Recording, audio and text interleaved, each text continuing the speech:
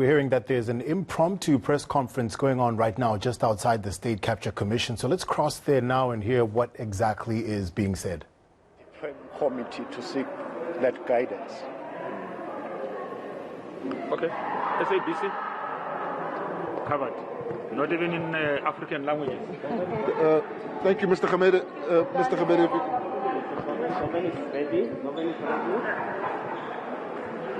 All right, that was the Justice Minister there, Jeff Radebe, former Justice Minister Jeff Radebe, answering on the controversial issue that came up in this morning's session. That question posed by the Acting Chief Justice Raymond Zondo about whether or not ANC MPs that are on the Judicial Service Commission could be subject to undue influence by the Deployment Committee if they had to be aware of which candidates the Deployment Committee prefers for positions within the judiciary. A candid response coming from the former Justice Minister, also the head of the ANC's policy division, Jeff Radebe, saying all political parties have their preferences for judicial officers, and even within the JSC, its makeup lends itself to political parties pushing their own preferences. But he says that the integrity of the institution of the JSC will make sure that that appointment to the judiciary eventually will be credible because of the number of different parties within it. So explaining a bit more about the concept of lobbying and certainly wanting to elaborate on how the ANC believes that this is not out of the norm and there was no undue influence. Telasizwe. All right, Govan, you're actually talking to eNCA.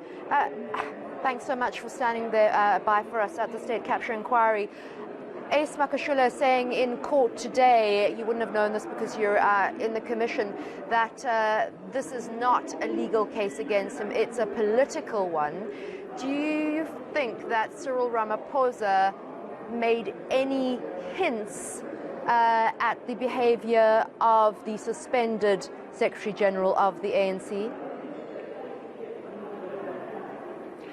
Not that I could pick up, but his theme of the renewal of the ANC and trying to point out what exactly his administration, at least within the ANC, has done since he's taken office, has certainly dominated some of his comments this morning, particularly as he elaborated on how the ANC functioned while he was deputy president and some of the changes that have been implemented now that he's president. And by his own admission, Ramaphosa saying that he never adopted any minutes for a deployment committee, and speaking a little bit about how that has changed under David Mabuza, where things are a bit stricter, but no direct swipes at the suspended Secretary General Ace Makashule.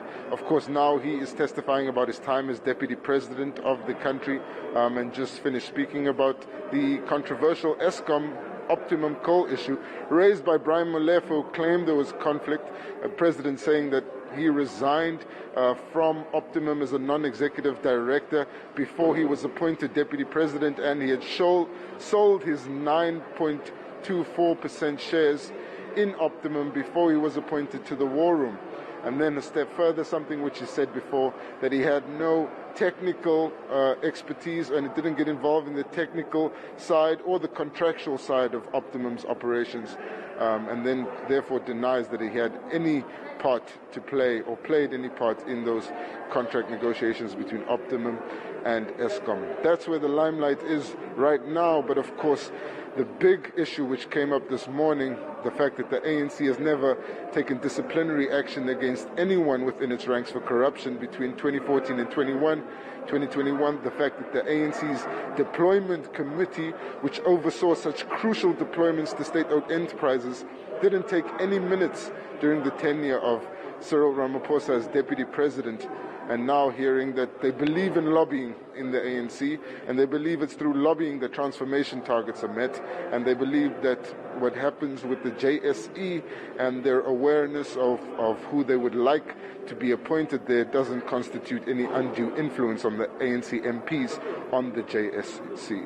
For now, it's back to you. Govan, just watching here on the feed, it seems to me that Cyril Ramaphosa is doing a very delicate tap dance to make sure that he doesn't throw any senior ANC officials and former President Jacob Zuma under the bus and blame them for state capture directly. What is his demeanor like in the state capture inquiry? Does he seem very tired?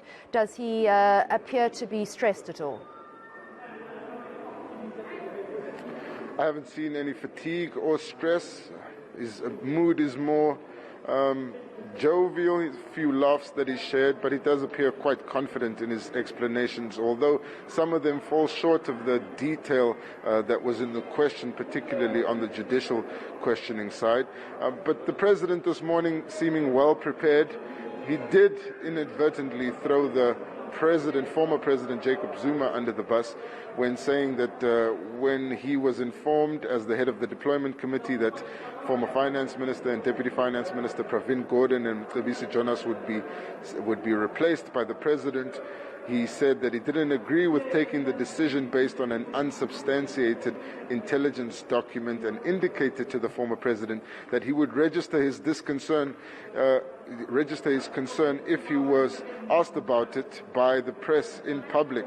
So clearly giving us some insights into some of the tension which had developed between the former president and then Deputy President Cyril Ramaphosa. But he hasn't been put into a corner yet. The toughest question has been from Acting Chief Justice Raymond Zondo on the judiciary, and he responded to that by indicating that the ANC does believe in lobbying, and in a way appearing to defend the ANC's position and seeming willing to elaborate on that defense and his insistence that it was the correct position. I think he really is a master of deflection, and he's acquitted himself fairly well in terms of managing to do that. Let's see what happens under cross-examination and what happens in the rest of the afternoon and tomorrow too. We're going to go back fairly soon to the state capture inquiry. They're currently on a lunch break. If you're only just tuning in, President Cyril Ramaphosa is testifying at the state capture inquiry, and he's been outlining his time as deputy president, which is when he was head of government business. And interestingly, he said that very few people in government have sight of all matters of state.